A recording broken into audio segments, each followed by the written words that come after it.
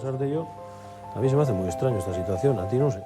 Bueno, a mí me habéis llamado aquí, los periodistas sois un poco así, y yo he dicho, pero ¿a qué tengo que ir a esto? Y bueno, pues tienes que venir, que tienes que hacer unas cosillas. Vamos a empezar y lo que sí espero es que luego cuando salgamos no me eches la bronca, ¿eh? Digo, por aquello de que... igual, Bueno, no si sé, sale bien no hay bronca, y si no, pues puede haber. Bueno, entonces voy a procurar ser un poco benévolo.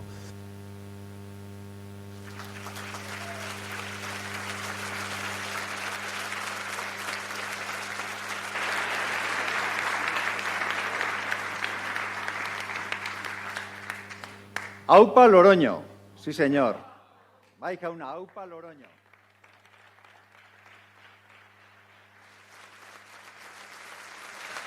Pero me supongo que en estos momentos, todos los que estamos en esta abarrotadísima sala tendremos la misma curiosidad, nos intriga la misma pregunta. Me vais a permitir que antes de ir con las pertinentes presentaciones traslade la cuestión a uno de los dos protagonistas que hemos visto ahí en las últimas imágenes y así, de salida, de inicio, saldamos todas las curiosidades. Josu Loroño, ¿hubo bronca o no hubo bronca? No hubo bronca y estoy convencido que se portó mucho mejor el padre que el hijo. Orain bai, Jaun Andreok, arratsaldeon, arratsaldeon. Arratsaldeon eta ongi etorri Jesus Loroñoren oroimenari eskainiko diogun omenaldi honetara. Noiz eta hain justu ere gaur, bera jaiozela 100. urteurrena betetzen den egun honetan. Bienvenidas y bienvenidos a este homenaje que vamos a celebrar y ofrecer al gran Jesús Loroño precisamente el día de su nacimiento, el día en el que se cumple un siglo, 100 años desde su nacimiento. Como habéis podido ver, ha sido realmente sobrecogedor ver esas imágenes que, dicho sea de paso, han sido editadas por dos compañeros de Euskal Telebista que están por ahí y a quienes queremos agradecer la inmensa labor que han realizado. Es conmovedor ver a tanta gente reunida hoy aquí en esta sala, y no es que no quepamos, es que se ha tenido que acondicionar una sala contigua y también lo están siguiendo a través del streaming. Por tanto, Josu, el 200 cumpleaños lo organizamos en San Mamés. Y es realmente emocionante ver aquí a tantas personalidades de diferentes ámbitos de la sociedad, del mundo de la política, representantes institucionales, gente del deporte, gente de la cultura, amigos en general, aficionados y, como no, ciclistas y exciclistas. Y esto es realmente muy significativo de la figura que fue Jesús Loroño. Es difícil saber a ciencia cierta si somos realmente conscientes de lo que supuso en su momento, pero espero que después de esta charla coloquio sepamos valorar en su justa medida la figura y el significado que tuvo, más allá de los logros deportivos, Jesús Loroño. Y para eso voy a dar comienzo a esta charla coloquio presentando a los 7 contertulios, a los 7 ponentes que tenemos aquí, que, dicho sea de paso, me podría haber ahorrado el trabajo porque, además de ser sobradamente voces autorizadas para cualquier cosa, son muy conocidas incluso a nivel mundial. Por orden de edad, Carlos Echeverría, que fue compañero de Jesús Loroño, luego vino algo más tarde, también en el CAS, Luis Tubero. En los años 80 llegaron, entre otros, el gran Marino Lejarreta y el gran Julián Gorospe, los extraordinarios años e irrepetibles 90 con Miguel Indurain y Abraham Olano, y hoy en día ya sabéis que el ciclismo está dominado por un chavalito esloveno que se llama Tadej Pogačar, de quien es team manager Joxan Fernández Machín. Arratsaldeon, eskerrik asko eta txalo bero bat guzti.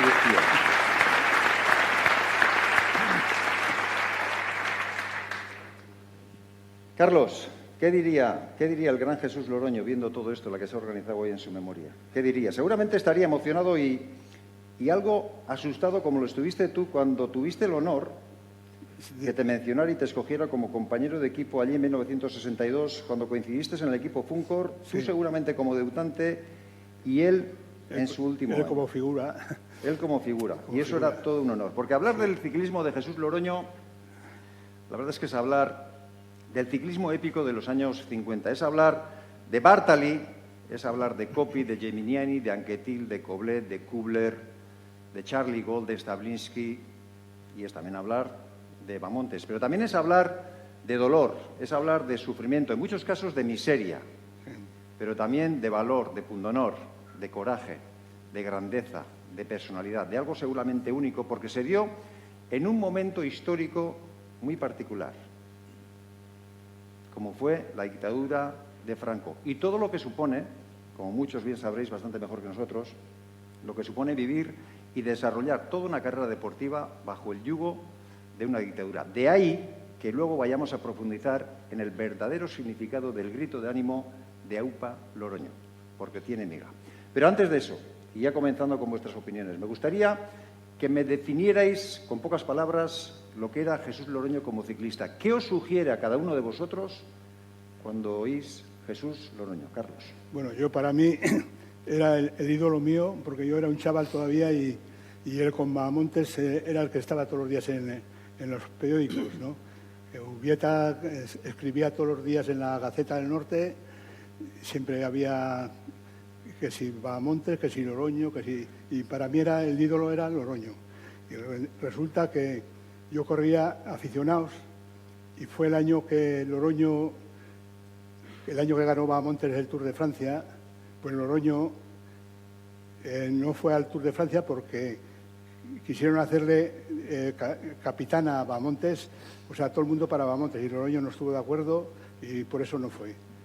Y entonces yo recuerdo que yo corría en aficionados en un equipo de Tafalla, el equipo ella, y una semana antes entrené con los hermanos Galdeano y Jesús vino a entrenar con nosotros. Y entonces le pedí una fotografía, le dije, oye, ¿me podías traer una foto de Jesús Loroño? Sí, hombre, sí, ya te traeré la foto del Giro. Iban al Giro, a correr el Giro con el Faema. Y cuando vino del Giro, me trajo la foto dedicada a mi amigo Carlos y tal, con todo el afecto a Jesús Loroño, que la guardo todavía, la guardo, ¿no? Y entonces, pues son las cosas así que van transcurriendo 2 años y entonces fiché por el Fútbol Munguía. Resulta que el Fútbol Munguía también fichó a Jesús Loroño. Y entonces la primera carrera que fuimos a correr la Vuelta a Levante, pues recuerdo que llegamos al hotel y los masajistas y estos iban poniendo los nombres de las habitaciones y Jesús le dijo, oye, a mí me pones con este navarrico porque he tenido a otro compañero que ha sido navarrico y está muy bien con él y tal. Y así fue la cosa, o sea que me escogió a mí en la habitación y todas las carreras que he corrido las he corrido con él. Sí. O sea que para ti al principio fue un ídolo y luego un amigo íntimo que compartiste esta habitación. Sí. ¿Para Luis Zubero? Pues, ¿qué te va a decir de Loroño? Para mí, aparte de ídolo, de crío, cuando pasaban por Ceberio alguna etapa de la Vuelta a España, yo tendría 9 o 10 años, y claro, nuestro ídolo, ¿quién era? Jesús Loroño. Y a raíz, después, que yo no coincidí con él corriendo, pero cuando ya una de yo que puse el negocio y tal, pues Jesús Loroño venía muchísimo a la tienda, ¿no? A poner su burra a punto. Era muy sibarita y muy exigente en el tema de la bicicleta. Tenía que llevarla impecable. Entonces confiaba en mí y me dijo, Henry, y aquí con su bicicleta, ¿dónde me te va? Esto tengo va, seguro. En fin, y así fue. Y a raíz de eso, pues éramos muy amigos, la verdad. Y esa es la impresión que tengo de él, que era un hombre fuera de serie en todos los sentidos, fuera de serie. Luego hablaremos de eso. Marino, ¿qué te sugiere Jesús Loroño? Bueno, algo más lejano para todos vosotros, pero... Sí, porque cuando ganó la Vuelta a España yo nací, o sea que... ya estaba buscando sustituto. Por desgracia no le conocí como ciclista, pero sí de habladurías, de la gente veterana de cuando yo empecé a conocer un poco el ciclismo, pues la gente mayor siempre hablaba Loroño, el mejor del mundo, Loroño, Coppi, Loroño eran y tal. De Bahamontes oía menos, pero de Loroño, en nuestro entorno, Loroño era Dios. Y bueno, pues la desgracia de no conocerle como ciclista y bueno, luego sí que le he conocido como persona y bueno, pues no hemos tenido un trato muy grande, pero sí que hemos coincidido muchas veces y bueno, pues hablábamos y él era una persona especial, ¿no? Pues en aquella época contaban sus batallas y nosotros pues a escucharlas. Con la boca abierta. Sí, sí. Julián, ¿qué te sugiere Jesús Loroño? Bueno, más o menos con lo que dice Marino, ¿no? La verdad es que en nuestra época, pues el anterior a nosotros, bueno, también hubo ciclistas, Antón Marrutia, Carlos Chavarría, que sonaron, Perurena, muy buenos corredores, pero un poco antes, pues siempre, ¿no? El pique Loroño Bahamontes. Cuando el Loroño corría aquí se veían fotos que todas las munas, todos los montes que había la gente que acudía a ver las carreras, eso era impresionante. Y yo pues, me quedaba un poco impresionado también, ¿no? Viendo aquellas carreras y lo que la gente lo que le seguía a Jesús. Era impresionante. ¿Por qué? Porque era un hombre que llegó en una época dura, difícil, cuando había miseria, cuando había que trabajar, había que entrenar y llegar hasta donde llegó, pues tiene eso, mucho mérito, ¿no? Tenía que ser un hombre de carácter, un hombre valiente y bueno, pues esa historia de anterior pues nos transmitieron a nosotros y bueno, pues quedamos con eso, ¿no? Que Loroño era un gran ciclista a nivel de Euskal Herria. Miguel. ¿Qué tal? Buenas tardes. No, yo peleas con él no he tenido. Yo he tenido más peleas con el hijo. Aquí sí que... Se portaba mal, ¿verdad? Bueno, Se el portaba carácter, mal. yo creo que era el No carácter... quería broncas, pero se portaba mal. Bueno, peleábamos un poco. Pero de Loroño siempre he oído un poco la historia del ciclismo, he visto imágenes, la gente transmitía lo que es el ciclismo y conoce el ciclismo, siempre habla de Loroño, de Bamontes, de sus peleas. Y luego, pues las cenas que siempre tenemos los ciclistas en las reuniones o en el final de año, pues siempre salen historias, chascarrillos, cómo los contaban ellos. Claro, es la época suya muy diferente a la nuestra. Tenían afición a la bici, pero yo creo que era más un poco la necesidad, era como un trabajo. Luego las peleas que tenían, que te contaban que tenían en el equipo era por la pasta. Al final era ganar un tour o ganar esto, lo traducían en pesetas. Y si le salía a cuenta pues pelear por una carrera, sí, pero si no, guardaban fuerzas para la siguiente. O sea, siempre al final se estaban buscando la vida, ¿no? Entonces hablabas con ellos y tenían mucha pasión por la bici y sabían cómo hacerlo y eran un poco las historias que te contaban ellos. A ver qué dicen los dos chavalitos del escenario. Abraham, José, ¿qué os sugiere Jesús Loroño? Bueno, buenas tardes a todos primero. Y segundo, pues yo más que nada por mi padre, ¿no? Las anécdotas que te contaba de pues, lo que han dicho, ¿no? Del duelo que tenían entre los dos gallos aquí en España y la gente, pues cada día cómo iban a comprar la crónica o en este caso el periódico para seguir las anécdotas día a día de cómo transcurrían las etapas de la Vuelta a España, porque claro, televisión no había para todos y seguir cada uno luego lo que contaba también, porque creo que era interesante y cómo se seguía el ciclismo de aquella época, ¿no? José. Buenas tardes. Yo obviamente lo que tengo la percepción es que fue un precedente antes de la generación de todos estos ciclistas importantes que tenemos aquí, el primer referente euskaldun a nivel internacional, que puso el ciclismo euskaldun a nivel internacional. Y además yo tengo un concepto de la primera vez en la cual ha habido un duelo Loroño-Bamontes, que es lo que ha surgido durante el paso de los años con otros ciclistas. Yo creo que es la primera vez que escuché ese duelo Loroño-Bamontes y que se generaba gente apasionada de Bamontes, gente apasionada de Loroño y ese conflicto y esa afición volcada con ambos. Creo que es el referente a nivel internacional como ciclismo euskaldun. Has hablado de ciclismo euskaldun y quiero entrar ahora en este momento en el lema del homenaje, el grito de Aupa Loroño. Dicen las crónicas, dicen quienes conocieron muy bien la época, que el grito de ánimo Aupa Loroño iba mucho más allá, tenía un significado mucho más profundo. Podría ser sinónimo o parejo a decir Aupa Athletic, por ejemplo, pero hay quienes defienden que tenía un mensaje político oculto, porque en el contexto en el que se vivía era impensable, estaba prohibido decir Gora Euskadi, pero la gente por lo visto lo utilizaba como un mensaje como un grito a la libertad, como decir un Gora Euskadi, decía Aupa Loroño.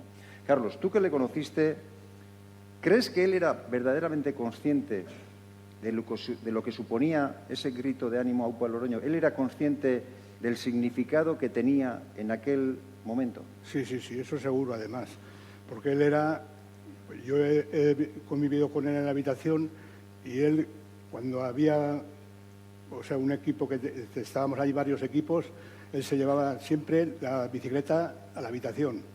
Y a mí me decían, a mí me extrañaba, ¿no? Porque dejábamos todos en un sitio la bicicleta y me decía, no, yo soy Loroño, ¿eh?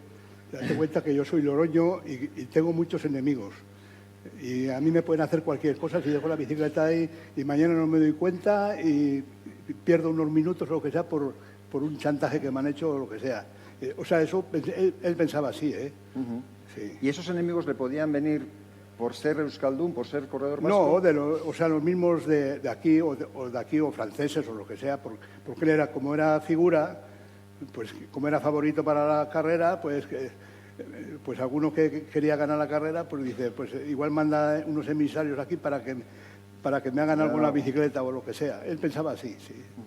Luis, ¿tú tienes algún recuerdo de que él era consciente de lo que significaba como figura? Pues de no, ese grito de ánimo, que era algo más que un grito de ánimo deportivo. Hombre, él lo que era es muy euskaldun. O sea, muy de Euskadi, muy de casa, muy de los nuestros. Entonces, lo que dice Carlos tiene razón, no se fiaba. No se fiaba, en el tema de la bicicleta tenía que ser sagrado para él. Sobre todo con los conos. Sobre todo con los conos de bicicleta, que tenía que dejarle con un poquito de holgura. Siempre me decía, un poquito de holgura, Luis. Vale. O sea, hasta eso era muy meticuloso con eso. En cierta medida todos vosotros habéis sido grandes campeones y referencias para mucha gente. En el momento en el que uno tiene 25, 26 años y puede ser referencia mundial, incluso, ¿es consciente de la importancia que llevan sus palabras, sus hechos, sus logros deportivos? ¿Es consciente, Miguel, de lo que supone para la gente, no sé, cualquier cosa que dijeras tú cuando estuviste en lo más álgido de tu carrera, como Loroño, quizá por ese ánimo, por ese grito? ¿Tú eras consciente de que cualquier cosa que tú dijeras, que hicieras, podía ser importante para la gente? Al principio igual, cuando empiezas no, pero luego te vas dando cuenta de que sí, que todo lo que haces, todos los movimientos, todas tus declaraciones, pues tienen trascendencia. Para la gente mayor, para los jóvenes, para todos. Y hoy en día más, ¿no? En aquella época pues no había tantos medios que te seguían, tenías un poco más limitado un poco toda la información. En nuestra época pues sí que estaba ya más al día y hoy en día, vamos, no puede salir nada sin los teléfonos y las informaciones y al minuto está todo que lo puede ver todo el mundo, ¿no? Entonces llega un momento de que eres consciente de que todo lo que haces, todos los movimientos están mirados con lupa. Pero ya otro momento en que te relajas. Ya lo tuyo es la bici, es tu deporte, tu pasión, tu trabajo y sí, lo tienes ahí un poco de reojo, pero tampoco te importa tanto, ¿no? Lo que te importa es rendir bien, hacerlo al máximo y... ¿Ser ídolo, ser referencia, desnaturaliza un poquito a la persona, Marino? ¿Es fácil distinguir un poquito la vida privada, la vida deportiva, el personaje público, el privado? En mi caso no desnaturaliza. Sí es verdad que hoy en día ya la vida privada queda un poco más... más expuesta igual, ¿no? Más expuesta. En mi época no tanto. Tenías una vida privada y luego una vida deportiva, se mezclaban y se respetaba mucho esa situación. Y sí, era muy consciente, al principio no, pero luego con el tiempo, con el paso del tiempo, sobre todo los últimos años, eras consciente de lo que tú hacías y la gente que te tenía como referencia. Y bueno, pues eso la verdad es que es el mejor premio que yo, por lo menos, el mejor premio que he recibido, que era la gente que te sigue, la gente que te tiene como referente y bueno, pues es el mejor triunfo que he conseguido en mi vida deportiva. Por tanto, pues de igual manera, pues sabes que eres importante a la hora de hacer las cosas y cómo hacer las cosas. Julián, Abraham, podéis tomar la palabra cuando queráis. Bueno, la verdad es que yo no noto mucho, tampoco he sido un corredor a nivel de Miguel, ¿no? Pero sí que he sido compañero de Miguel, perdona, y con Miguel y Perico era donde era y Miguel era donde es, en Navarra. Y entonces sí que hubo una época que yo les veía a los medios que a Miguel le querían, intentaban sacar ciertas palabras, pero Miguel como ha sido, con una personalidad y una nobleza, y le querían sacar puntos de vista, y Miguel decía, yo soy navarro, y dejarme en paz y no me coge más, porque soy navarro. Y tan tranquilo, los periodistas se callaban y se marchaban, pero sí que hubo una época cuando yo estaba con él, pues sí que venían los periodistas a sacarle un poquito el contexto, a ver, que diga a ver de dónde era, ¿no? A ver si era español o si era navarro, vasco o sevillano, pero él decía, yo soy navarro y dejarme y tan tranquilo. Cuando fuiste director del Euskaltel Euskadi, ¿notaste también Hombre, con Euskaltel que alguien buscaba cosquillas? Ya o era algo? diferente.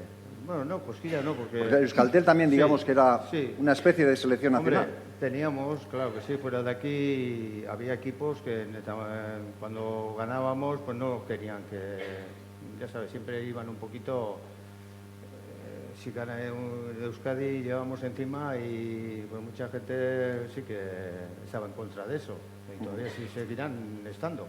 Por eso yo creo que había sitios que sí que no vamos a decir malas palabras o silbidos, pero sí que nos decían cositas y a veces nos teníamos que tragar. Estamos hablando de eso, de ser referencia, Abraham. Uno cuando anda en bici y es campeón, por ejemplo, del mundo, como en tu caso, ¿es consciente del peso que lleva encima? De lo importante que es medir movimientos, actuaciones, Sí, yo creo que declaraciones. Sí, porque ser campeón del mundo no llega de la noche al día.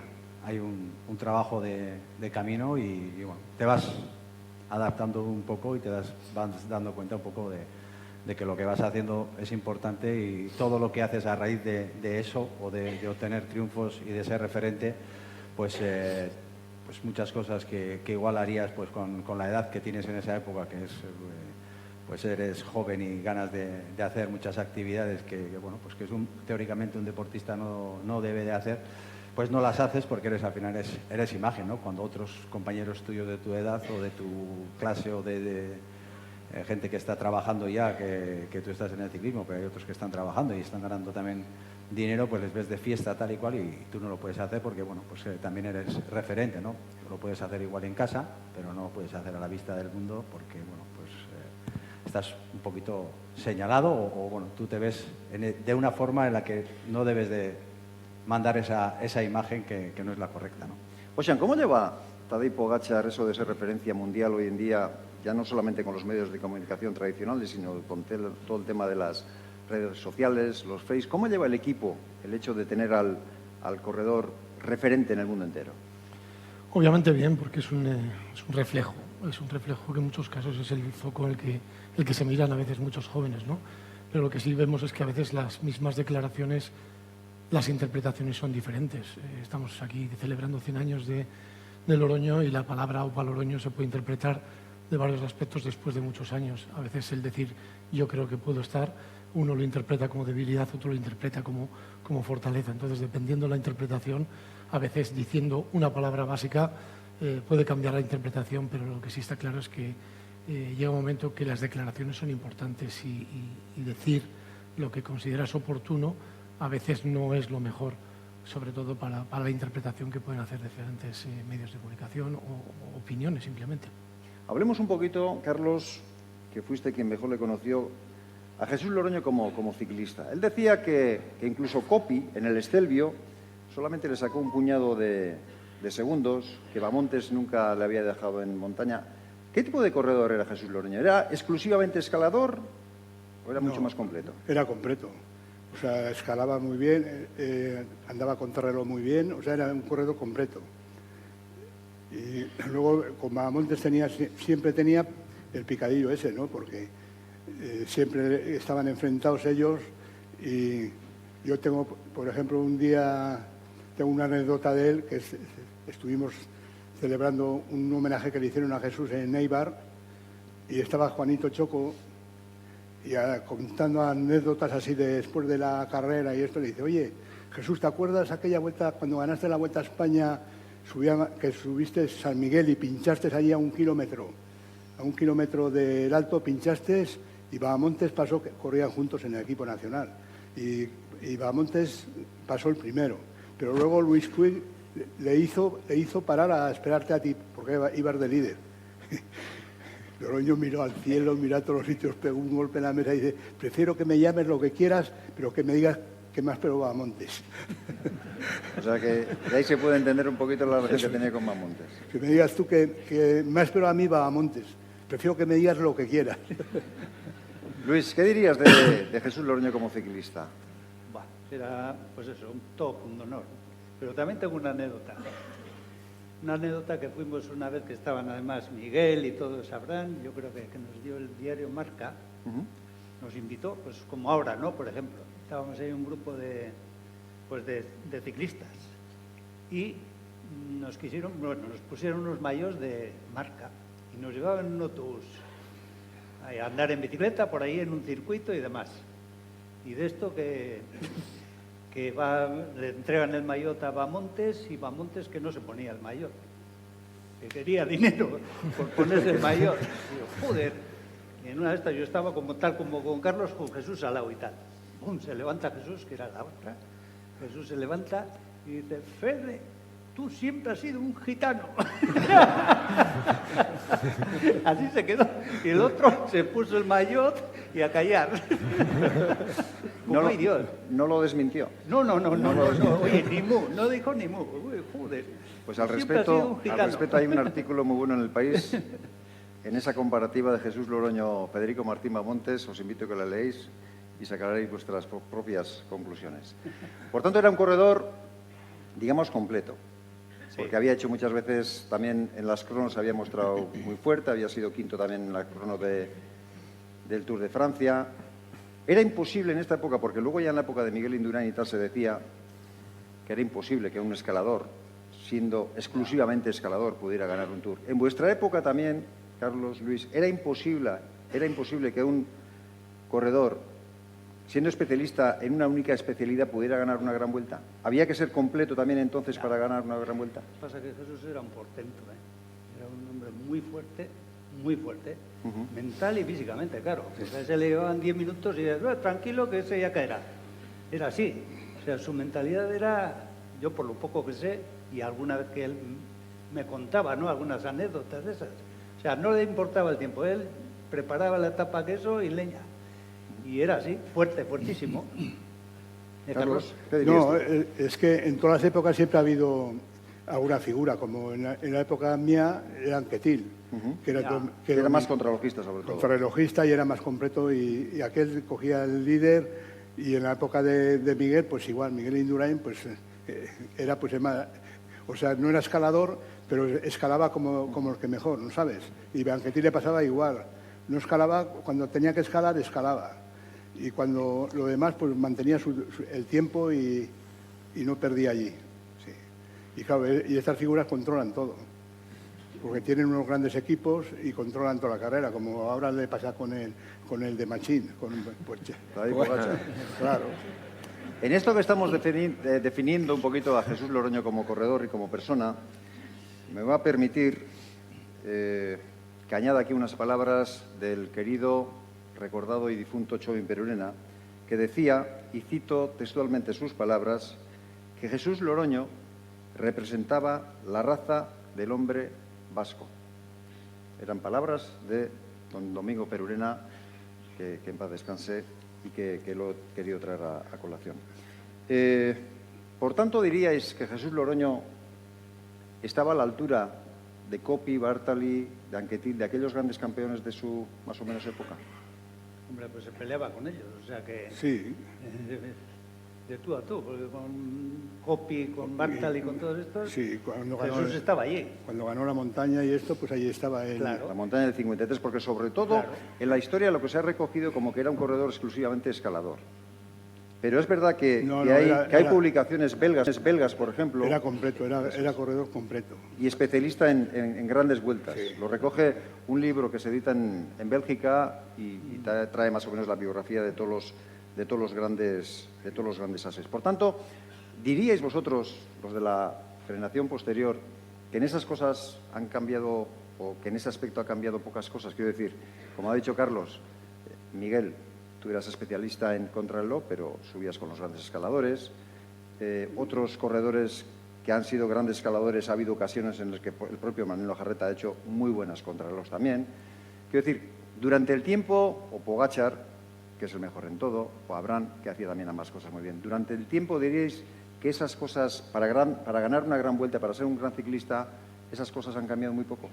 ¿Qué opinión tenéis? Bueno, yo creo que ha habido pocos escaladores que han ganado un Tour de Francia. Por ejemplo, por decir, pues seguramente el último ha sido Pantani, ¿no? Que fue también tercero en una crono individual, ¿eh? Bueno, pero Sí, sí, cuando es como un una corredor excepción. está en buena forma y Eso depende es. del tipo de contrarreloj también... Que también puede ser tu caso igual, Marino. Sí, alguna vez hice segundo en una contrarreloj Gran Premio de las Naciones también un par de veces era Sí. final de temporada, pero 2 veces creo que quinto. Ya, pero por ejemplo en el Tour, que es diferente que en otra carrera, pero bueno, sí que es verdad que a final del Tour un corredor que llega físicamente bien, pues tiene condiciones para hacer una contrarreloj bien también, pero depende también del tipo de contrarreloj. Un escalador, le pones una contrarreloj recta con el llano, pues lo tiene difícil porque no tiene la capacidad igual de poder llevar un ritmo adecuado, ¿no?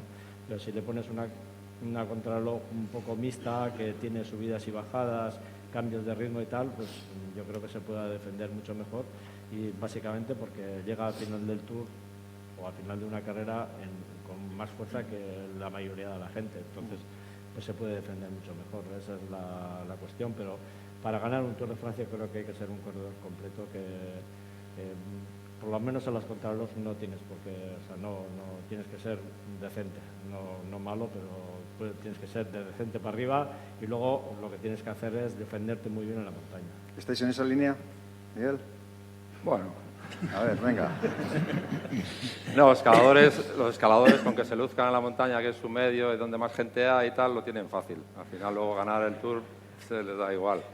Pero los que no estamos ni somos escaladores tal, tienes que al final apurar un poco más y... Ahora se va a empezar a quejar, los que no éramos ni una cosa ni otra, dices. Miguel Indurain se va a quejar El de lo que escalador va ahí, sube Urquiola, tal, está toda la gente, se luce y ya el resto le da igual. Y el resto tenemos que apretar llano, contrarreloj, montaña y todo lo que haga falta. No, pero Loroño yo creo que tenía que ser fuerte mentalmente y físicamente. Veo aquí los desarrollos que llevaban en sus bicicletas. He visto ahí el Obis no cambia. Siempre está asfaltado o sin asfaltar, pero sigue siendo un puerto duro, ¿no? Entonces, subir con estas bicicletas en aquella época, con estos desarrollos, físicamente tenía que ser un portento, y luego cuando estabas con él veías que tenía... La pena es que no fuerza. tenemos las imágenes de la etapa completa de 1953, la etapa reina del Tour de Francia, que ganó Jesús Loroño, el año que también ganó la montaña del Tour de Francia, y precisamente en el mismo sitio, en Cotterets, ganó Miguel Indurain, la primera de las 12 etapas que tienes en el Tour de Francia. ¿Te llama la atención eso, Miguel, que un corredor escalador, aunque completo, como Jesús Loroño, y tú ganasteis en el mismo sitio? La primera vez que lo oigo. Pues mira, pues ganasteis en el mismo sitio. Él en el 53 y tú en el 89. 89, sí, ya pasan añitos ya. Hombre, al final son etapas duras, etapas exigentes, tienes que tener una condición física buena para lucirte en ese terreno. No, es una etapa de media montaña, una escapada. Lucirte en los Pirineos ya tienes que tener una buena condición. Yo aquel año no sé si iba para escalador o para contrarrelojista o tal. Te estabas decidiendo. Me mandaron a atacar, yo ataqué, luego nadie me mandó parar y hasta meta. En teoría tenía que venir Perico.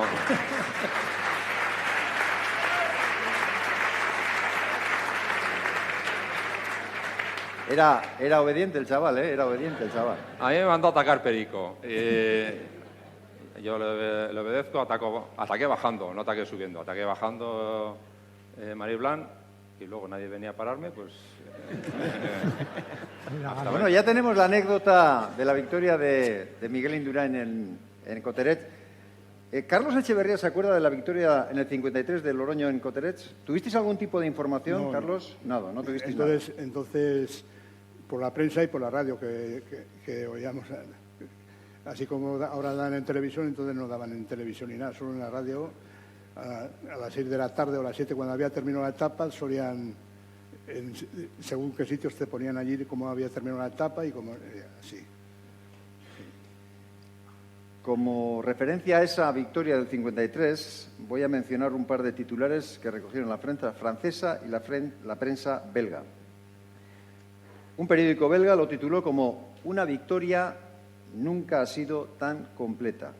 Y otro titular de un periódico francés fue «Una victoria concluyente». 1953, victoria de Jesús Loroño en Cotterets. Pero vamos a hablar un poquito de su personalidad y un par de anécdotas para definir, para ver en la práctica cómo era Jesús Loroño. Una, que seguramente recordaréis, la victoria en la Vuelta a España de 1957. En el equipo nacional español, Bamontes, de líder, Jesús Loroño, etapa Valencia-Tortosa, hay una escapada, luego se escapa Jesús Loroño, Luis Puig creo que le obliga a pararse. Jesús Loroño dice que no, porque él cree justo que es el mejor del equipo, que puede ganar la carrera. Se escapa, nadie ayuda a Bamontes, que está en el pelotón, busca ayuda, pero nadie le ayuda a Bamontes y, aunque no gana la etapa, se pone de líder y ese año gana Jesús Loroño la Vuelta Ciclista a España. Y otra anécdota de ese mismo año, del 57, que seguramente sería su mejor año, en la Vuelta a Cataluña, Jesús Loroño acude en solitario, se enfrenta a todo el FAEMA y gran parte del pelotón, está de líder, le intentan comprar, primero con 50.000 pesetas. Él dice que no, porque él quiere ganar la carrera. Él no quiere dinero, él quiere ganar la carrera. Es un hombre de palabra que había dicho que quería ganar la carrera y defendía su honor. Le ofrecen 75.000 pesetas, que era bastante más que lo que hubiera recibido habiendo ganado la carrera, y al final gana la carrera. Creo que son dos anécdotas que definen muy bien su personalidad. Un hombre fiel, un hombre honrado, un hombre de palabra, Carlos. Sí, sí, sí. Pues sí, pues esas cosas pasan. Hay mucha gente que en la carrera que dice, oye, te doy esto porque ganas tú, me dejas ganar y te pago. Pero hay gente que no pasa por ahí. Hay unos que pasan y otros que no pasan por ahí.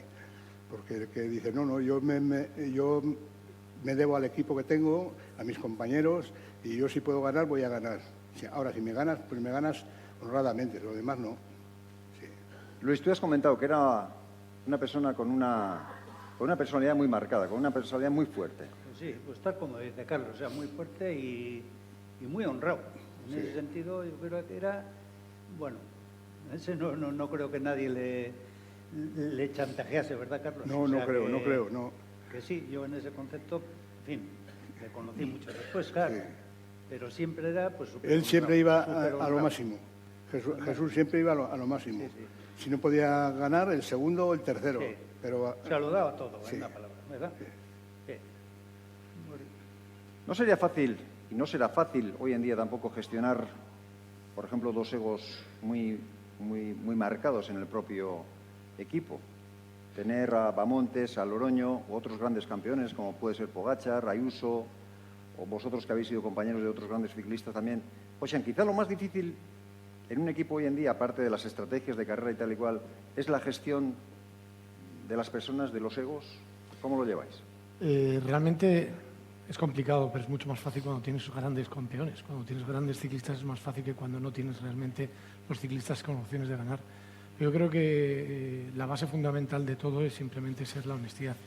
Miguel en estos momentos decía, los escaladores tienen una ventaja cuando él es crónomen o pasa al revés. Normalmente lo que se busca es eliminar daños o eliminar momentos de dificultad para en tus momentos digamos, de fortaleza ser más fuerte que el resto. Claro que es complicado, pero también es complicado en muchos casos el correr o el correr o no tener claro para quién corres. Cuando realmente tienes el concepto claro y antes de correr los egos normalmente se controlan bastante bien. ¿Habéis tenido experiencias parecidas a gestión de egos difíciles, situaciones difíciles dentro del equipo? Miguel, Marino, Julián, cualquiera. No, difíciles no. Bueno, hubo una época un poquito... ¿Desobediencias a las órdenes del equipo o del bien del líder o del director? Yo puedo comentar un poquito, pues ahí hubo un par de años, como ha dicho Miguel, ¿no? Que no sabía si era escalador, contrarrojista o bajador. Y Perico, pues entonces era el hombre importante del equipo, era la figura, había ganado un Tour. Entonces ahí sí que hubo un par de años hasta que Miguel ya dio el salto definitivo de ganar el Tour y entonces pues Perico se dio cuenta de que el poderío de Miguel era imbatible. Entonces sí que tuvimos ahí un par de años con la duda de que Perico tenía que ser el líder porque Miguel todavía no había demostrado, pero tardó muy poquito en demostrar y entonces pues cambió... de Perico cambiamos a Miguel, al líder, y bueno, pues ahí estuvimos muchos años con él. Y... ¿Algo ganasteis? Algo ganamos. Algo ganasteis. Y algunos premios también. Marino, Miguel, no sé. Bueno, la gestión de los egos. Yo creo que en función de según iban avanzando los años, la cosa se iba mejorando y se iba regulando un poco más. En los primeros años sí que había pues más descontrol dentro del equipo. Los Era más corredores anárquico, quizá, más la época de las anárquico, elecciones esas, ¿no? Más liberal, o sea, cada uno corría más o menos, se respetaba. Si estaba muy claro, sí, pero si no había... Tenía su propio grupito dentro del equipo. Bueno, sí, no, pero sí que cada uno corría un poco con más libertad, ¿no? Pero luego, según van pasando los años y va habiendo un director deportivo donde lo tiene claro y hemos cogido, le llevamos a este de líder y los demás para ayudar, aunque hay otro segundo líder, pues lo tiene claro que va de segundo y no va de primero, y si hace falta en un momento determinado tiene que trabajar para el primero, y bueno, pues eso según han ido los años, y hoy en día yo creo que eso está muy regulado, y se han visto casos pues un poco especiales, pero son muy raros de ver hoy en día en un equipo casos de descontrol de corredores dentro del equipo. En esa gestión de equipo, Miguel, Abraham, ¿creéis que es importante que el director determine un poquito las labores que tiene que realizar cada uno, determinar un poquito el territorio, que tenga personalidad el director, más allá del líder entre los corredores? Bueno, lo más difícil de gestión es cuando no tienes nadie para poder disputar la carrera. Entonces sí que es difícil para todos, para el equipo, para el propio director, el que hacemos hoy. Pero si tienes bazas con las que jugar, la temporada es muy larga, un director tiene que saber a quién dar oportunidades, hay muchas vueltas, muchas carreras, Vuelta a Andalucía, Vuelta a Valencia. ¿Acierta siempre el director? ¿Acierta siempre el director en sus decisiones? Intenta acertar, ¿no? Los corredores pues evolucionan de una forma, de otra, tienes que contar también con los rivales y más o menos cada uno sabemos cuál es nuestro potencial, cuál es tu fuerte, si es la contrarreloj, la montaña, qué carreras te van mejor, y a cada uno hay que darles una oportunidad de que se pueda lucir, no estar siempre de trabajador, si tiene potencial para poder lucirse, ¿no? Pasa que, como bien ha dicho Marino, las épocas anteriores pues luchaban por ganar premios, que era prácticamente todo su sueldo lo que llevaban.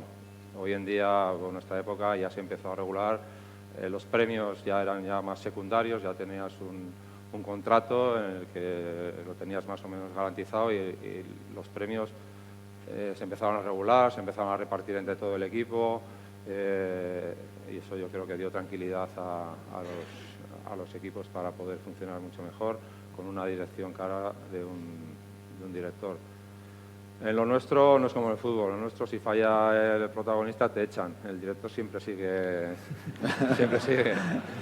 Aquí en el ciclismo el que falla es el corredor y de un año para otro es el que cambia.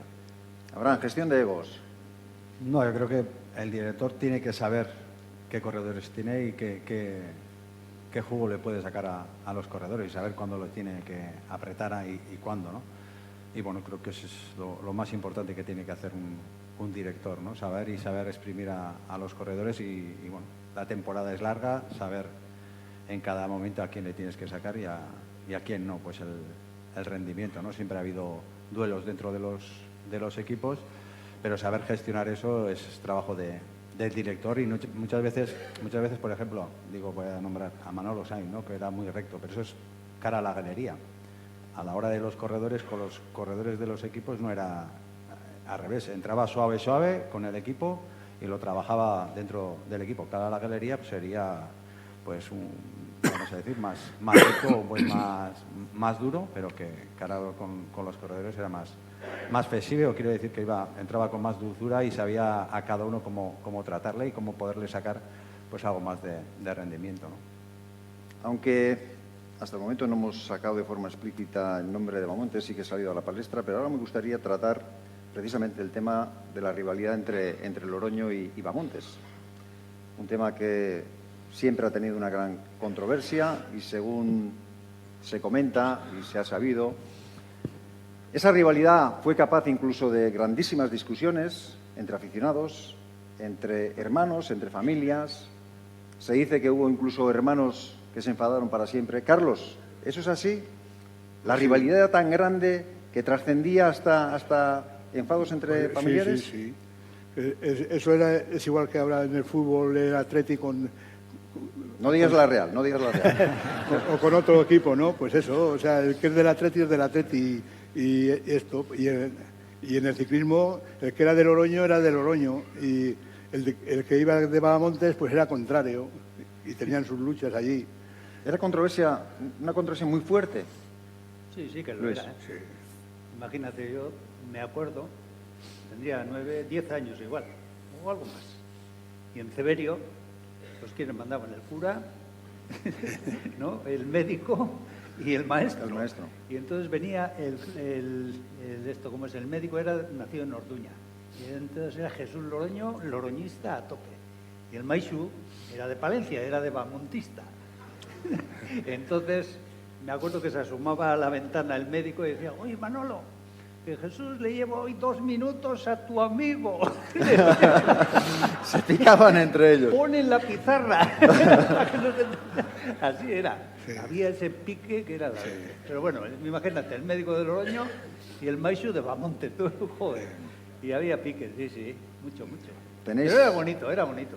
No teníamos televisión, joder. ¿Tenéis referencias de esa rivalidad vosotros, Marino, Miguel? No. Entre Bahamontes, Loroño, habladuría seguramente, o lo que habéis leído. Sí, pero yo tengo oídas, no sé, yo una vez que le hicieron un homenaje los de Ibar a Bahamontes y a Loroño en Arrate. Y bueno, aquí los amigos de Jesús le dijeron, Jesús, ya sabes que Bahamontes tiene un Mercedes y va a venir con un Mercedes. Jesús era de pocas palabras y palabras directas. Ya le voy a joder yo a ese. Y allí aparece con un deportivo, Jesús con un deportivo que le había dejado el médico Gorospe.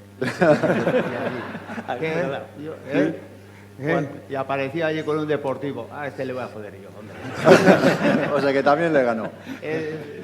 También le ganó. No sé si en primera persona, pero bueno, habéis sido testigos de rivalidades semejantes también en vuestra época. Son muy llamativas y conocidas las de Moser, Hinault Lemon, Moser Fiñón, Vicentini y Roche. Y ya yendo al plano más personal, no entre vosotros dos, Marino y Julián, pero antes, y seguramente que aquí los hay, había marinistas y había gorospistas. El relevo entre Miguel Indurain y Perico Delgado, hay gente que opina seguramente que se alargó más de lo debido porque Delgado no aceptaba que tuviera otro en el equipo que era más fuerte que él. Lo de Chava y Abraham Lano tampoco se nos ha olvidado. Ahora todo el mundo habla de lo de Pogačar Ayuso. A ver, todos tenéis algo que decir al respecto. Marino, Julián, marinistas, gorospistas. ¿Que levante la mano? No. Marino. No, bueno, sí es verdad que hubo, y además fue una polémica un poco creada también, ¿no? Por medio de comunicación, sobre todo por un medio de comunicación o un periodista que es el que un poco forzó esa situación y luego pues se fue agrandando ese pique, ¿no?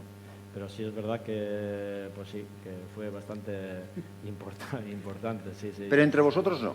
No, sí. nosotros entrenábamos. O dentro de la carretera. Nosotros entrenábamos juntos, pero siempre... En la carretera sí, ¿eh? Sí, a nivel deportivo sí. Bueno, lo de Loroño Bahamontes ya trascendía eso. Entrenábamos juntos y luego pues algo te salpica, ¿no? Al final, quieras o no, pues en algún momento determinado toda la gente que está allí, unos por un lado, otros por otro, pues también te condiciona, pero vamos, que no hemos tenido una gran rivalidad. Yo creo que entonces, lo que no hay ahora en el ciclismo, la verdad es que ahora la crónica de ciclismo es así. En nuestra época 2 páginas, marinistas, gorospistas, y eso yo creo que a la afición, pues cada día que abrían los periódicos, pues veían allí, ¿no? Gorospe ha ganado, Marino ha ganado, el otro Chava ha ganado. Y como éramos de cercanos, Chave, Marino, Berri, Guernica, pues la gente apostaba. Y la gente apostaba, pues gorospistas contra Marino, contra Chave. Y entonces esas apuestas existían y hacían apuestas duras, porque luego te decía, oye, Julián, que he perdido, no sé. Y venga, presión. Y una vez me vienen, oye, Julián, que hemos apostado $500,000, menos mal que me dijeron después, que hemos apostado pues $500,000 que hacías antes que Marino en una Vuelta a España. Y digo, ¿y qué? Sí. No, antes que Chave, digo, pues, Marino, de Chave. Y efectivamente dice, y me dijo, es que hemos apostado $500,000. ¿Y habéis ganado? No, sí, menos mal. Y no me mata. Pero y hacían apuestas porque entonces, pues los medios... Bueno, pero generó mucha atención. Mucha vida también, sí, mucha vida y el mucha ciclismo afición. se vivía con otra... Sí. El Tour hoy en día se vive con mucha pasión, pero entonces todo el ciclismo se veía con mucha Era cercanía y cercano, mucha éramos pasión. cercanos, y el ciclismo era más cercano también antes luego estábamos en los chocos allí, en las charlas como estas que nos hacíamos al final de año y nos veían muchas veces y la gente, pues la verdad es que nos invitaba a muchos actos de estos y a la afición se notaba que era aficionado al ciclismo y al final pues les gustaba apostar y apostaba a favor de uno y a favor de otro, pero en general seguían al ciclismo y era eso, porque eran aficionados al ciclismo. De todas formas, Julián ha contado una anécdota del coche del Mercedes de Mamontes, pero ahora entiendo los cochazos que han tenido los dos durante todos estos últimos años, que también han tenido Mercedes, ¿eh, Julián? ¿Eh? Que los cochazos que habéis tenido los dos. Pero de ciclista no. De ciclista. Julián, Marino, Julián de ciclista tenía un Mercedes. Y yo no. Un Mercedes rojo. ¿Sabes a quién le compré? No sé. A Manuel, al masajista. A Manuel le compré. De segunda mano. Has fastidiado todo el glamour, pero bueno. Miguel, el relevo entre Perico y Miguel Indurain. Fue más natural, no hubo controversia ahí. No hubo pelea. No No hubo hubo pelea. Se intentó, pero no hubo. Se intentó desde fuera, seguramente, ¿o no? No, era el relevo que yo venía, pero por ejemplo el 90, que sí que anduve bien en el Tour, pero yo lo tenía claro que todavía no tenía la regularidad que hace falta para ganar un Tour y en el equipo ese año era trabajar para Perico, nos la jugamos con él, intentamos que lo hiciese bien, no le salieron, pero al final todos estábamos con él. Y yo tenía libertad en otras carreras, en el Tour no, pero en otras carreras tenía libertad de poder hacerlo. Y por suerte, pues él era más escalador, yo era más contrarrelojista, yo me lucía en las contrarreloj y él en su montaña, ¿no? Entonces nunca coincidíamos dónde teníamos que atacar, dónde teníamos que defendernos y fue una transición bien. O sea, pero único el año 90 que ahí yo no lo tenía muy claro, pero estar en el equipo lo teníamos claro, a quién había que apostar. En el mismo equipo, en el Banesto en 1998, el año que aquí el amigo ganó la Vuelta a España, las cosas no estaban tan claras, por parte de alguno, Abraham. Aquella vuelta dio mucho que hablar entre Olano y Chava, seguramente también aupada un poquito por parte de los medios de comunicación de Madrid. Sí, ¿O bueno, no? Madrid, bueno, cada uno tiraría para su casa, ¿no? Pero sí que, bueno, hubo polémica, pero, bueno, el único problema era que si yo no ganaba la Vuelta a España, tampoco lo ganaba Chava, lo ganaba Escartín. Entonces eso era lo que no entendía yo, como, pues bueno, tenía manga ancha para poder moverse en las montañas, cuando él podía haber esperado movimientos de Escartín o de algún otro corredor y aprovecharse de eso para seguir ganando las etapas que ganó y bueno, pues jugar con garantías de no acercar más a los rivales a mí en este caso. Pero bueno, pasamos página y ya está. Ganó en las 4 etapas que ganó en la Vuelta a España, yo gané las contrarreloj y yo la Vuelta. Pues ya está, ahí quedamos.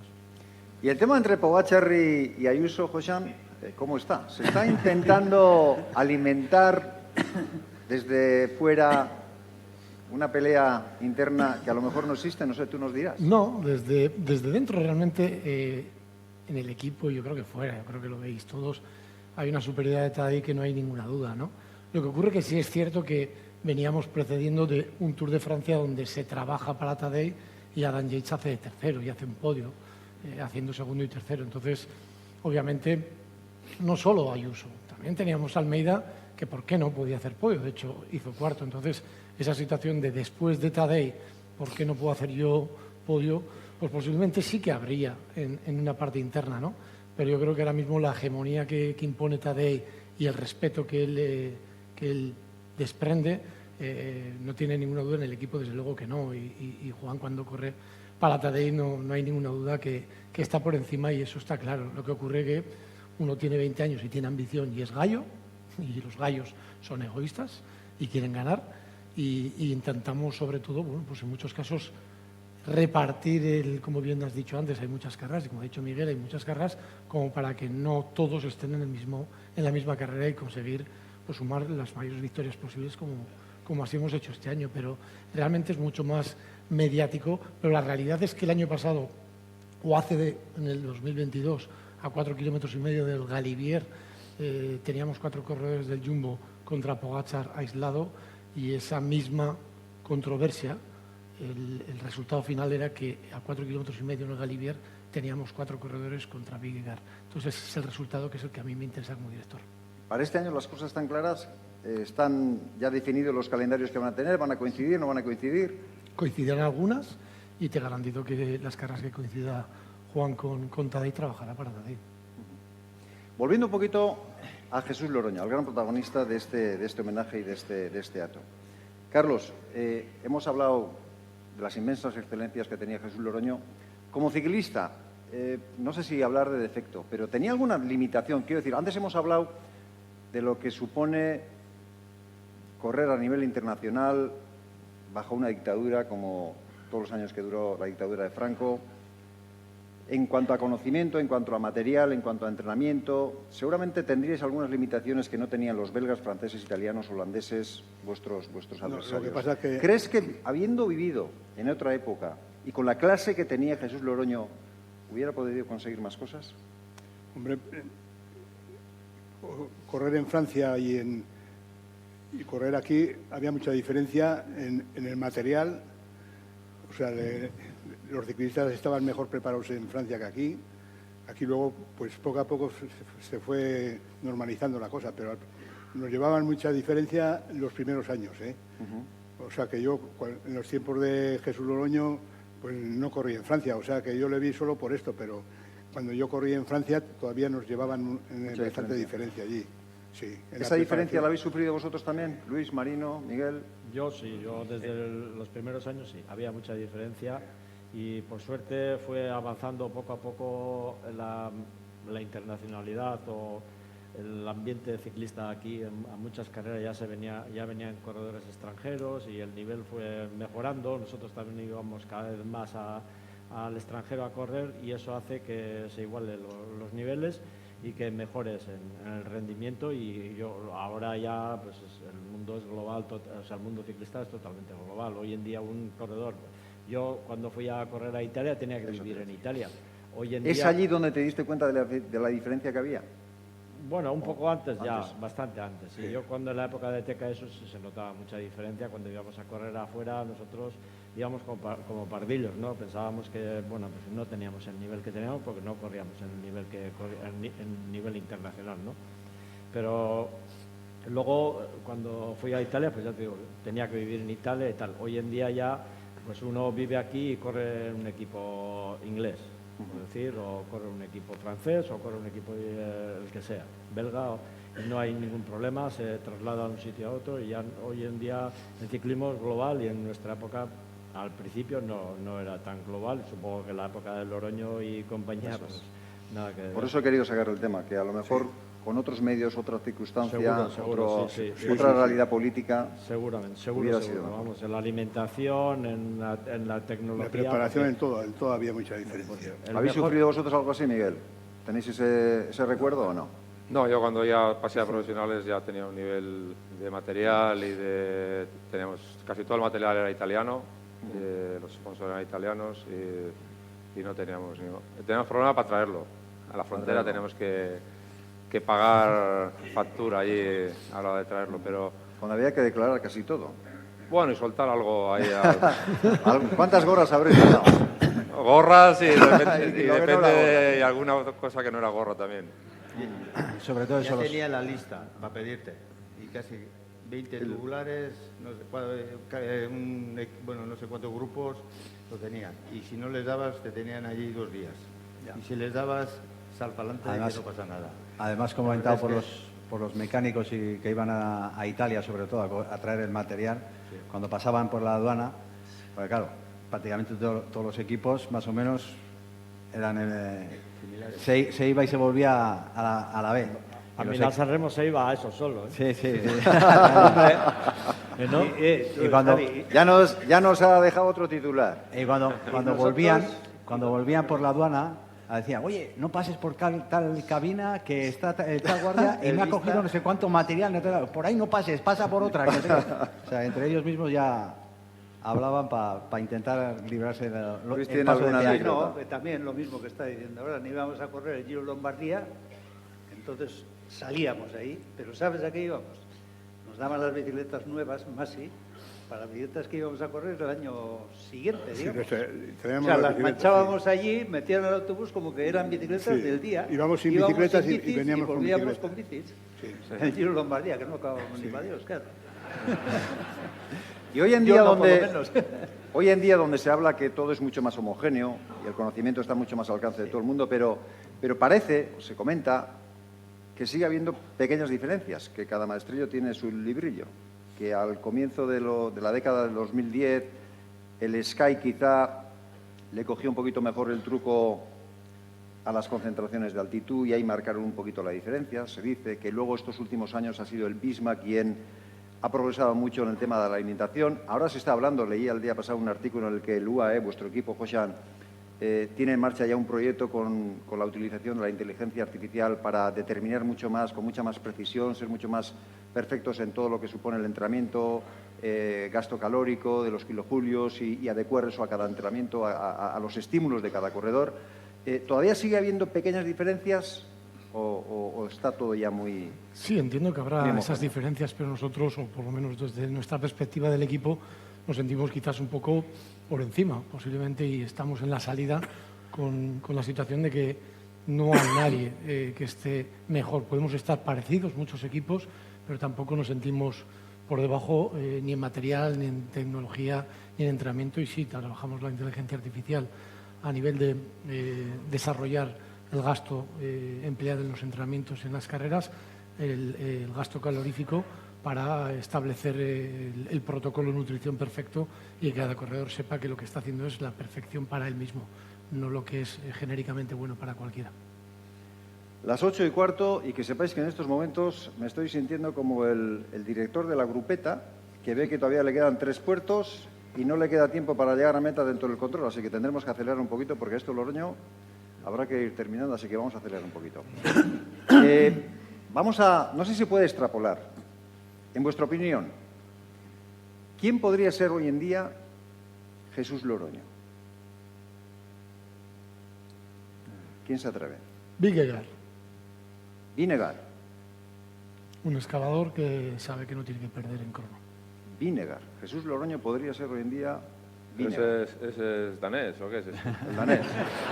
Vasco no, Vasco no. Vasco no es.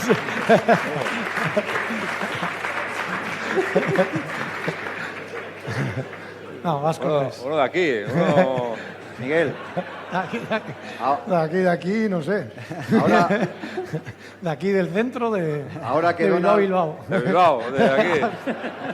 ahora que Donald Trump se quiere hacer con Groenlandia, nosotros nos hacemos con Dinamarca y no pasa nada, ¿eh? Que estos son de Bilbao. Yo he No te nacido creas que... tú. No te creas tú. Y yendo al ciclismo vasco, ¿qué pasa con el ciclismo vasco? Vamos a poder seguir teniendo en el futuro los corredores que actualmente más están destacando, ya están siendo no mayores, pero 33, 34, 35, 37 años.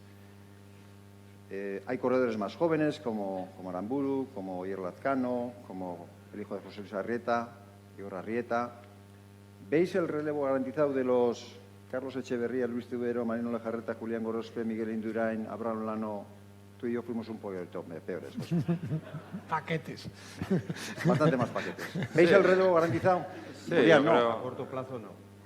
A corto plazo no. No. Y muy difícil. Yo creo que sí. Hay gente joven que está apuntando fuerte, apuntando bien. Lo único que hay que gastarse las perrillas. Como me ha dicho, el presupuesto en el deporte marca la diferencia en investigación, en desarrollo y tal. Y hay que tener equipos potentes y equipos fuertes y darles apoyo a los chavales para que... Pues sí, están ahí, pero la diferencia de ganar es poquita, pero es difícil conseguirla. Y hoy en día en el deporte hay que... Hay políticos que os están escuchando. ¿Qué se puede hacer, Yo Marino? creo que una de las claves es la base, y la base se ha bajado muchísimo. La base se está perdiendo y es muy importante que la base funcione bien y que ahí sí que tiene que tener apoyos institucionales para apoyar a las escuelas de ciclismo, donde ya es donde empieza a generarse corredores futuros, ¿no?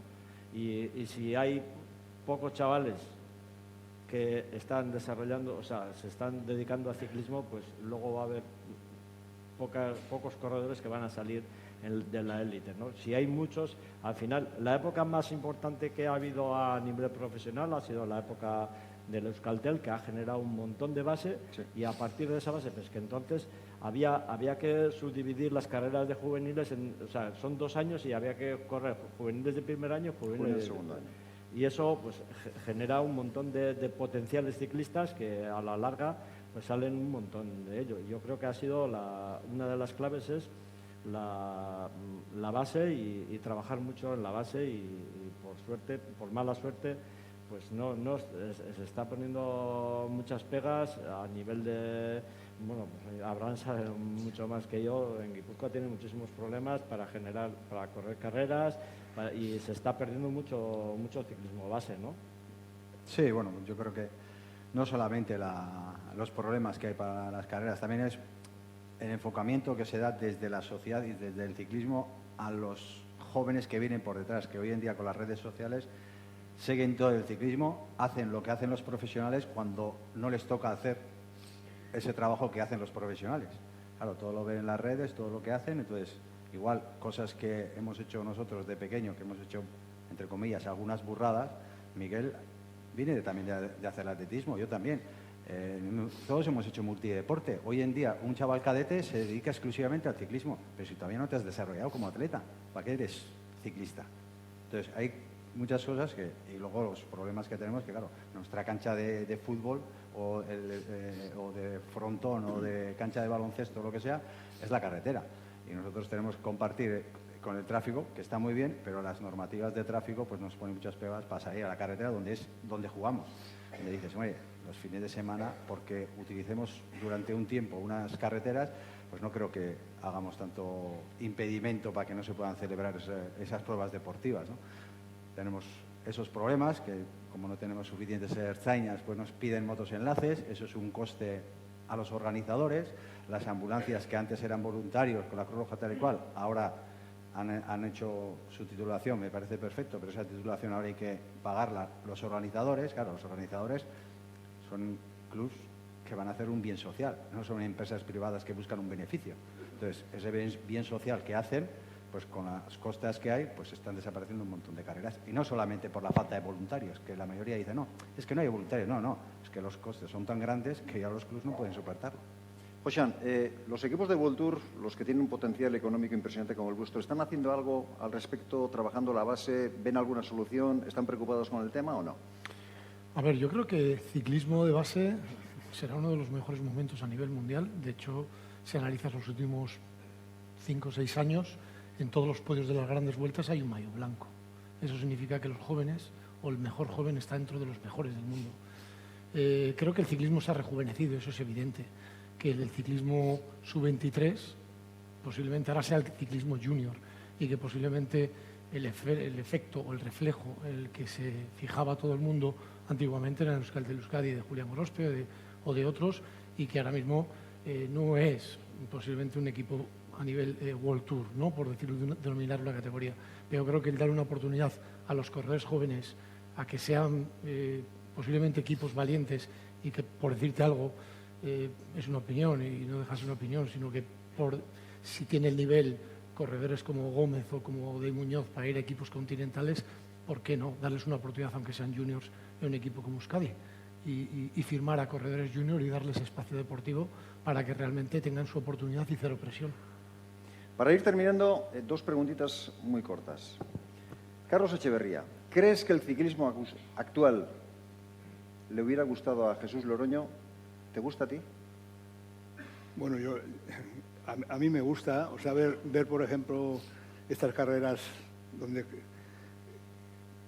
estas que de Pogačar, eso es lo que hace, pues eso antes no lo hemos visto. O sea, en la época nuestra no hemos visto eso, nunca. O sea, atacar a 100 kilómetros de la meta y llegar solo. Eso le hubiera gustado a Jesús Loroño. A Jesús Loroño sí, seguro que le hubiera gustado. Sí. Luis, ¿qué opinas del ciclismo actual? ¿Crees que Jesús Loroño Sí, yo creo que sí. ¿Se identificaría con este ciclismo Yo de creo- ataque, hombre, alguna pega atrevido, le pondría, osado? Alguna peguilla sí le Sí. sacaría, sí, seguro. Pero que se involucraría y estaría al día, seguro también. Era muy actual, o sea, Loroño se estudiaba, ¿eh? Era mucho Loroño. Era mucho Loroño, Era mucho y leía Loroño. mucho y estudiaba y preparaba incluso, preparaba incluso lo que tenía que decir, pero en eso era muy metódico, en todo. Marino, ¿le gustaría, te gusta el ciclismo No, actual? no lo sé, a mí no. A ti no te gusta. A mí me gustaría más el ciclismo de Loroño que el que viví, pero bueno, me tocó el que me tocó. Me gustaba un ciclismo un poco más desparramado, más aventurero, pero me tocó el que me tocó. Y justo el de hoy, tan controlado, tan cerrado, no ¿Qué me te parece? gustaría. Muy Pero me metódico, muy gusta ver- perfeccionista. Pero el ciclismo me gusta, el ciclismo de hoy en día me gusta. Pero yo no me veo en ese ciclismo. Eso es, vale. Me veía más... ¿Te gusta en el ciclismo- espectáculo, no como protagonista? No, yo ahora me gusta el espectáculo, pero no, yo no sabría correr en ese ciclismo. Siempre he tenido fama de... Marino siempre va al último. Hombre, en el pelotón, ser- no sé. ser- ¿Por qué? Porque allí iba tranquilo, no me... sí. Pero bueno, me hubiera gustado más en la época de Loroño porque pues cada uno iba por donde podía y todos. Y Ser Marino hoy en día tampoco estaría mal, ¿eh, José? Ya lo ficharías. Lo que pasa es que si, Ya lo si le ficharías. arrancan a 100 kilómetros de meta y va al último, ¿eh? Va, cuando quiere pasar para Pero adelante como antes ha dicho Carlos, tranquilos, ya caerán eso, ya Exacto, caerán. sí, Aquí a sí. Loroño. Julián, ¿le gustaría, te gusta? No, no me gusta. Para el espectador dice que es mejor, pero las etapas tan cortas y tan explosivas, yo creo que solo limita mucho a muchos corredores. Solo hoy en día vienen a la Vuelta a España y le miras cada día y son dos corredores, los corredores siempre los dos que están siempre adelante. Se limita con puertos de 20% de desnivel. Al final, los que disputan son muy pocos, o los corredores que tienen posibilidades de ganar. En cambio, antes había etapas más largas, se abría un poco el abanico. Había corredores que hacían escapadas, que cogían tiempo. Entonces, ahora está tan limitado para que vea el espectador el espectáculo que todo lo que se ha reducido mucho al nivel de opción para los corredores. No tiene muy pocos Miguel. corredores. Este te quiere meter aquella etapa de Sestri en el que se escapó Chiapucci con 242 kilómetros. No hay prisa. Pregúntale a ver dónde estaba. La carretera es ¿Le más larga gustaría, que te ancha. gusta, Miguel? ¿Le gustaría a Jesús Loroño el ciclismo actual? ¿Te gusta a ti el ciclismo actual? Bueno, Loroño era más, en la época era más aventureros, ¿no? Hoy en día está todo más controlado, más medido, más tal, no sé, es el mismo deporte, pero disputado de otra forma, ¿no? Estas etapas de ataques largos y tal, yo en mi época ya lo he vivido. Cuando yo empecé en el 85 y no la atacaba, me cago en Dios, desde casi la salida. Etapas que luego reventaba, sí, en Superbañeres, un año que, bueno, gané creo Cauteret, al año siguiente atacó, también hacía ese tipo de escapadas. Igual no era tan regular, pero vamos, pegaba cada ataque que no le veías más que en la salida. O sea, la historia del ciclismo es muy, muy amplia y ha habido corredores que han hecho también este tipo de espectáculos, ¿no? Etapas así cortas, para mi forma de correr, no, pero nos dan un bonito espectáculo.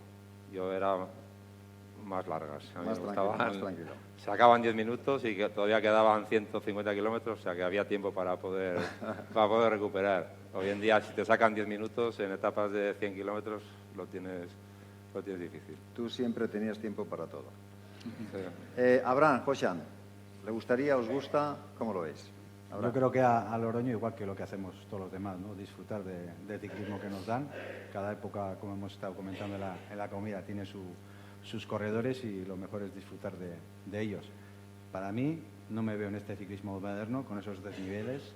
Antes has comentado un poco de los vatios, ¿no? Al final lo traducimos si eres escalador o si eres contrarrelojista. Vatios por kilogramo para el escalador le va muy bien, pero mover muchos vatios para contrarreloj, ¿no? Está ahí un poco el baremo. Por lo tanto, yo para mi forma de correr prefiero la época que he corrido yo o la anterior, que todavía tenía menos desnivel las montañas, más de rodar y disfrutar del ciclismo de ahora. José, tú estarás encantado. Yo, sinceramente, con lo que he visto y con las anécdotas que habéis contado, desconociendo realmente, creo que a Loroño le gustaría la actitud de muchos corredores de ahora, más que el hecho del ciclismo de ahora, sino la actitud. La de Pogačar, seguramente. Posiblemente, porque yo creo que ahora mismo, como responsable del equipo, creo que muchos estaremos aquí dentro de unos años, lo mismo que hemos disfrutado de todos ellos. Podemos decir, yo he visto a Tadej Pogačar correr, porque realmente alguien que con 19 años, una Vuelta a España, le planteas arrancar a 44 kilómetros de meta, como que es una odisea, y realmente a la 44 es un paseo, atacando a 100 de meta, ¿no? Entonces, eso, viniendo de un ciclismo posiblemente, un Sky mucho más controlado y mucho más todo al final, pues seguramente la actitud de ciertos corredores sí le gustaría, porque creo que era un ciclista sobre todo inconformista, combativo y que no tenía todo establecido. Pues con estas palabras quiero terminar la charla coloquio, no el acto en sí, porque todavía nos quedan un par de cosas, pero sí la charla coloquio. Creo que ha sido divertida, fructífera, y os quiero dar las gracias y pido un aplauso para todo lo que han dicho estos 7 protagonistas.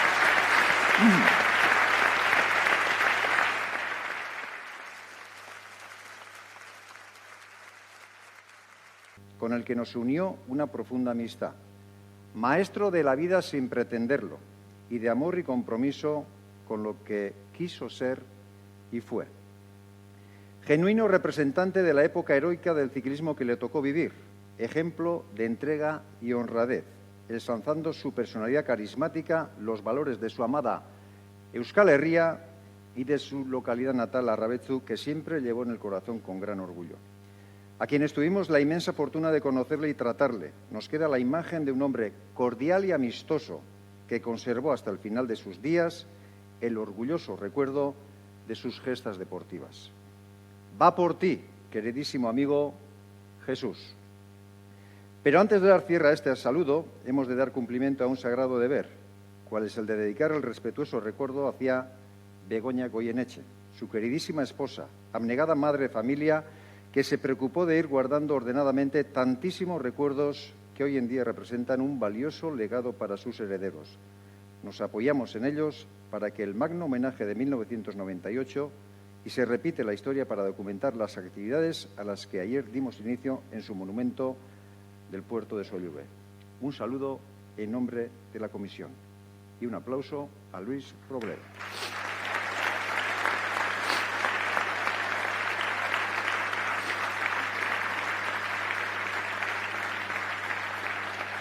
Y llamo a Luis al escenario, por favor, porque tengo entendido que Luis quiere hacer algún tipo de entrega, algún obsequio a la familia de Jesús Loroño. Y cuando suba Luis, Josu y Doya, os pediré a vosotros también que subáis para recibir el premio en nombre de la comisión.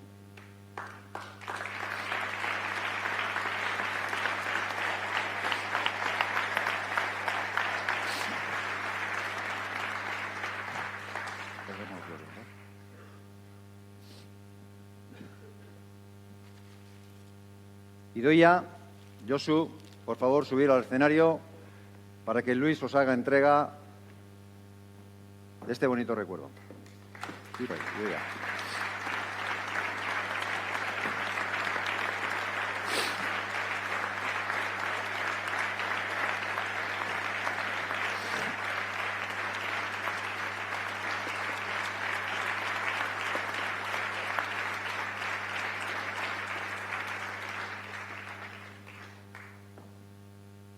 Muchas gracias, Luis. Josu Loroño, Josu, creo que quieres agradecer de alguna forma también, tanto a los asistentes como a los protagonistas, así que esto es tuyo, algo que conoces sobradamente de tu carrera periodística. Ia zertetan baioten. Badazpadan idatzi dekarri dut, ze ez dakit zelan egin gauten. Bueno, arrastion, zer baino lehen. Eskerrik asko, benetan, eskerrik asko, gaur hemen igartzen da zer eta nor zen gure aite Jesus Loroño. Familia, lagunok, agintari lagunok, txirrindulariok, eskerrik asko gugaz gaur egoteagaitik. Unkitu eta eskertute gauz. Sí, emocionados y agradecidos. Pero sobre todo, orgullosos. Como me parece que está todo o casi todo dicho, me vais a permitir que mencione a dos personas. Luis Robledo, él es el culpable de todo este montaje, como ha dicho Xavier, gran amigo de mi aite. Eskerrik asko, Luis. Y la segunda persona, ya sé que, pues no sé, personalizar no está bien, ¿verdad? Tenemos aquí al alcalde de Bilbao, tenemos a la alcaldesa de Getxo, tenemos a la diputada de Deportes de la Diputación Foral de Vizcaya, tenemos a concejales del Ayuntamiento de Bilbao, tenemos a representantes políticos. Estáis vosotros, estás tú, que no te veo, tú también, y tú. En definitiva, ya sé que está mal personalizar, pero nire ahultasuna da. Eta zelan hainbet atletiko jokalari eta atxineko agintariak zauzen hemen, kinu bat gure dauzetekin pertsona batei. Angel Iribar, txopa hondie.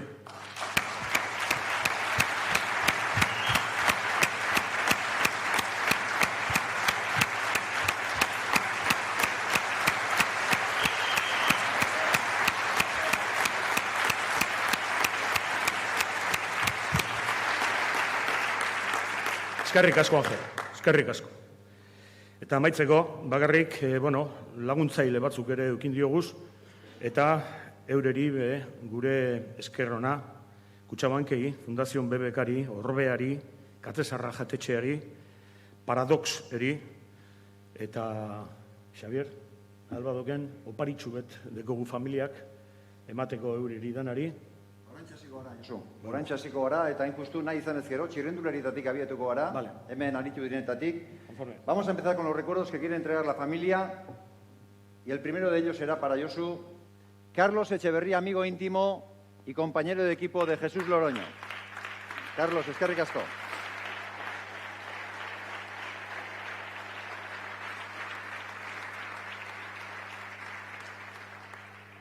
El siguiente para Luis Tubero, referente del equipo CAS de Vizcaya y del ciclismo vasco.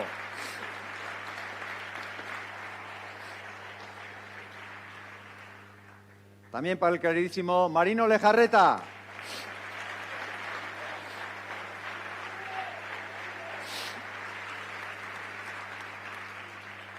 Cómo no, para Julián Gorospe.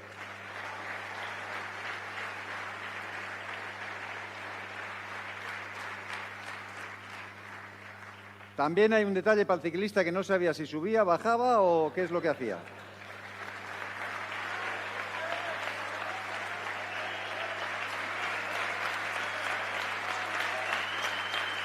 Para Abraham Olano.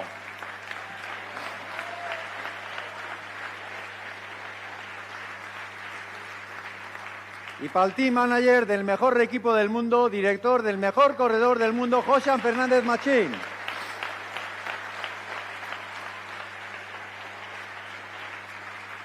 A la Fundación BBK, que lo recogerá Marque Loroño.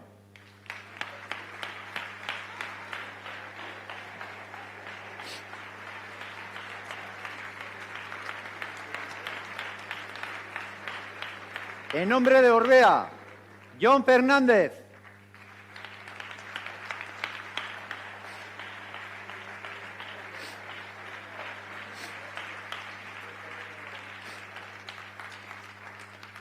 Catezarra, no sé si están los dos, o está Mancio y Patri. Baliño.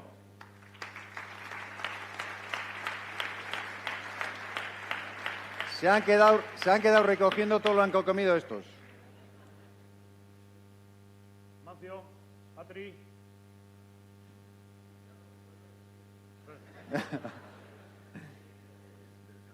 Para Paradox, Víctor Allende. Es que este que corre. Marca, luego me sueltas esto. Este que corre.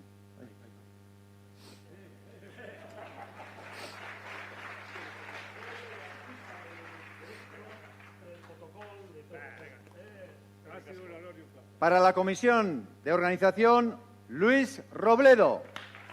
Vale.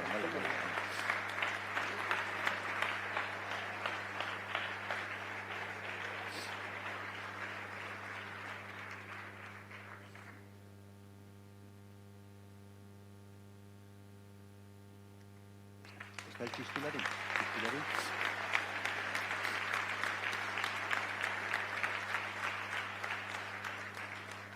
Y para la Fundación BBK, Koldo Bilbao.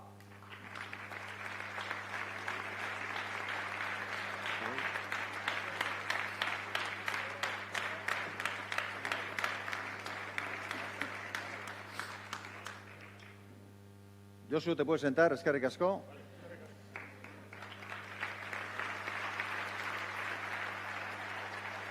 Y para terminar, vamos a dedicar, como es debido, un agur jaunak a la memoria del gran Jesús Loroño. Con un chistulari que se presenta en estos momentos, agur jaunak jota amaituko dugu gaurko ekitaldia Jesús Loroñoren memoriaren izenean.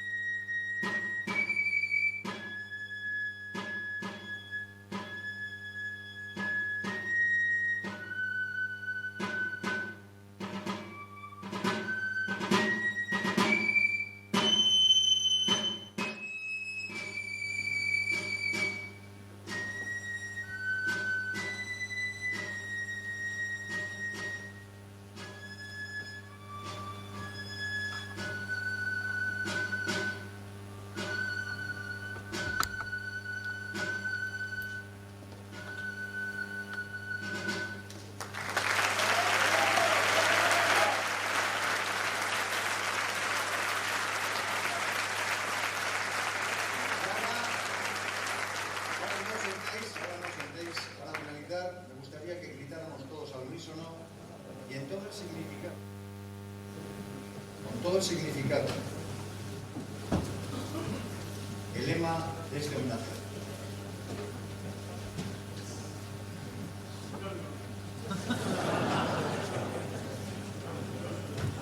Siempre tiene que haber una anécdota.